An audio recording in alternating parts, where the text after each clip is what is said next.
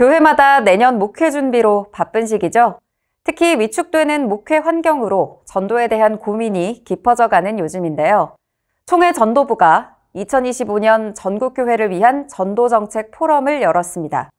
전도부는 트렌드에 맞춘 전도 전략을 제안함으로써 교회 진단과 함께 다시 희망을 품는 시간을 마련했습니다.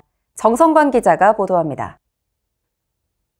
전도정책 포럼은 먼저 교회가 직면한 현실, 기독교 인구 감소와 교인 고령화, 젊은이들의 이탈 현상을 목회데이터 연구소의 자료를 통해 살펴봤습니다. 특히 무종교자들이 교회를 바라보는 시각을 분석했습니다. 그들에게 개신교는 관심밖의 종교였습니다. 이들은 교회를 기피하는 이유가 교회의 세속화와 교회 밖에서도 영적 욕구를 채울 수 있는 것이 많기 때문이라고 답했습니다. 갈수록 줄어드는 성도들의 전도 역시 교회 위축의 큰 요인입니다.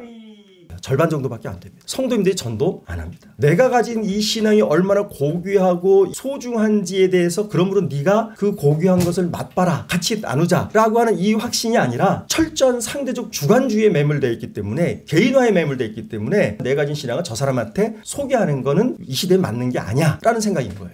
김진양 부대표는 개신교인들의 교회보다는 미디어에 의존하는 경향이 크게 늘었다며 그런 경향은 젊은 나이일수록 두드러진다고 분석했습니다. 특히 다음 세대들은 목회자에 대한 의존도가 낮았습니다.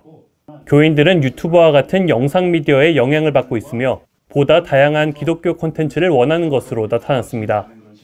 그러니까 아이들이 궁금한 부분에 대해서 우리가 이제 답을 할 준비를 해야 된다는 거예요. 청년들도 마찬가지입니다. 혼전 순결에 대해서 동성애자인 베프가 있는데 어떻게 하면 좋습니까? 청년들이 실질적으로 고민하는 내용들에 대해서 컨텐츠는 클라우드에서, 그리고 케어는 커뮤니티에서라는 이 4C의 개념입니다. 김선일 교수는 교회 위축 시대에 희망을 전했습니다. 헌신적인 복음주의 교회가 세계 곳곳에서 여전히 급성장하고 있기 때문입니다.